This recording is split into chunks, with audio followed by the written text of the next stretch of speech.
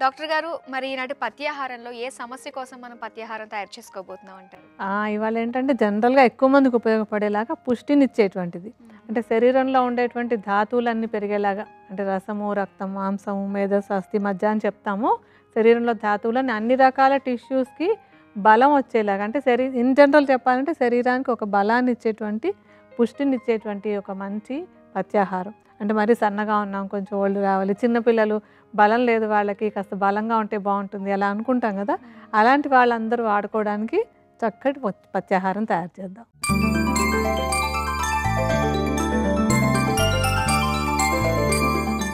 చూసారు కదా, ప్రతి ఒక్కరూ పుష్టిగా ఉండాలని కోరుకుంటూ ఉంటారు. మరి అలాంటి వాళ్ళందరి కోసం మరి ఇప్పుడు మనం తయారు చేసుకోబోతున్నాం పుష్టినిచ్చే పథ్యాహారం. మరి దాన్ని తయారు చేసుకోవడానికి కావాల్సిన పదార్థాలు ఏంటో చూద్దాం. ఎండు ఖర్జూరాలు, మినుములు, శతావరి, యష్టిమధు, ఎండు ద్రాక్ష, పాలు. కావాల్సిన పదార్థాలు ఏంటో చూసారు కదా, ఇప్పుడు తయారీ విధానం కూడా తెలుసుకుందాం. డాక్టర్ గారు, మరి ఏ విధంగా తయారు చేసుకోవాలంటారు? ఇది తయారు చేసుకోవడానికి మనం మొట్టమొదట కొన్ని పదార్థాలని తీసుకుని విడిగా పెట్టుకుందాం. వాటన్నింటినీ కలిపి మనం ఒక కషాయంలా తయారు చేసుకోవాలి. సో పదార్థాలు తీసుకోవడానికి ముందు కొంచెం నీళ్లు పోసి వాటిని మరిగించుకుందాం. మధ్యలో ఆ నీళ్లు మరుగుతుండగా పదార్థాలన్నీ తీసుకుందాం. ఓకేమా? దాదాపుగా ఒక 400 మిల్లీలీటర్ల నీళ్ళని పోసుకొని కాచుతూ ఉండండి. ఏంటంటే నీళ్లు కాగుతూ ఉండగా మనకు కావాల్సినటువంటి పదార్థాలన్నీ కూడా తీసి పెట్టుకుందాం. మనం మొట్టమొదటి తీసుకోబోయేది ఏంటంటే ఎండు ఖర్జూరాలు.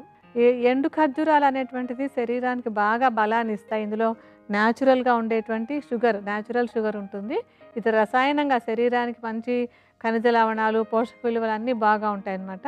ఈ ఎండు ఖర్జూరాలను కొంచెం చిన్న ముక్కలుగా కానీ కాస్తంత బరకగా ఒక పొడిలాగా కానీ చేసేసుకుని ఒక 10 గ్రాముల పరిమాణంలో తీసుకోవాలి. మనం అన్నీ కొంచెం విడిగా పెట్టుంచుకుందాము, చివరికి మనం ఇందులో వేసుకుందాం. అది ఒక 10 గ్రాముల పరిమాణంలో ఒక బౌల్లోకి తీసుకోండి. తర్వాత శతావరి కూడా చక్కటి రసాయనం, బాగా బలాన్ని ఇస్తుంది. ధాతువులన్నీ కూడా చక్కగా ఉండేలాగా అంటే శరీరంలో ఉండేటువంటి రసరక్తాలన్నీ కూడా చక్కగా ఉండేలాగా సహాయపడేటువంటి మంచి మూలిక ఇది. శతావరిని చూర్ణంలాగా చేసేసుకోవాలి. ఈ చూర్ణం కూడా ఒక 10 గ్రాములు ఇందాక మనం తీసుకున్నటువంటి ఖర్జూరాల్లో కలుపుకోవాలి. తర్వాత మినుములు అసలు శరీరానికి పుష్టినివ్వడంలో చాలా మంచివి అనమాట. బాడీలో ఉండేటువంటి టిష్యూస్ అన్నీ హెల్తీగా పెరగడానికి మినుములు చాలా బాగా సహాయపడతాయి, బలాన్ని పెంచుతాయి. ఈ మినుములు కూడా మెత్తటి పిండిలాగా చేసేసుకుని ఇది ఒక 10 గ్రాములు వేసుకోవాలి. ఆ తర్వాత యష్టిమధు కూడా శరీరానికి చక్కటి బలాన్ని ఇచ్చేటువంటి ఒక మంచి రసాయనంలా పనిచేసేటువంటి మూలిక. యష్టిమధుని మెత్తటి చూర్ణంలా చేసుకోవాలి. తీయగా కూడా ఉంటుంది, రుచి కూడా బాగుంటుంది. శతావరి కూడా తీయగానే ఉంటుంది.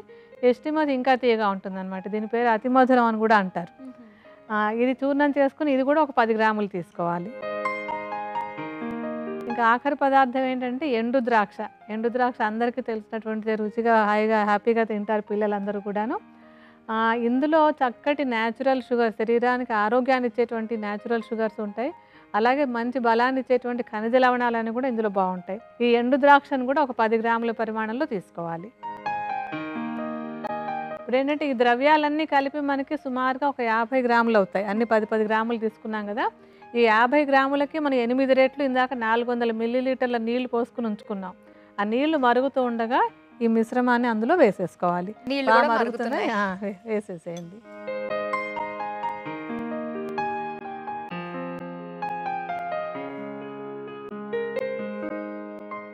ఏంటంటే సన్నటి మంట మీద బాగా కాగనివ్వాలి. మొత్తం అంత బాగా ఈరిపోయి కేవలం ఒక 100 మిల్లీలీటర్లు అంటే 4వ వంతు నీళ్లు మాత్రమే మిగిలేంత వరకు మరిగించుకోవాలన్నమాట. ఆ మరిగేటప్పటికి మిగతా పదార్థాలన్నీ కూడా బాగా ఉడికి చిక్కగా తయారవుతుంది. అది మనకి నీరంతా బాగా ఎగిరి చిక్కబడింది కదా. అంటే 4వ వంతు నీరు మాత్రమే మిగిలింది. ఈ స్థితిలో ఏం చేయాలంటే ఈ 100 మిల్లీలీటర్ల పదార్థానికి ఒక 100 మిల్లీలీటర్లు పాలు కలుపుకోవాలి. ఈ పాలు కూడా కలిపాక మళ్ళీ ఇంకా బాగా మరగనివ్వాలి. అంటే ఇందాక మనం పోసిన కషాయం ఎంత ఉందో అంత పరిమాణానికి వచ్చేయాలన్నమాట. మళ్ళీ ఆ నీళ్లు కూడా ఎగిరిపోయి ఇప్పుడు పాలు మాత్రం చిక్కబడిపోతాయి. అంత స్థితికి వచ్చే వరకు దాన్ని బాగా ఉడికించుకోవాలి.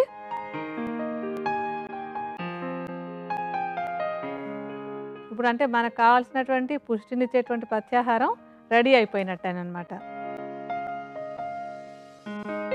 అయితే ఏ సమయంలో ఎలా వాడుకోవాలంటారు ఇది?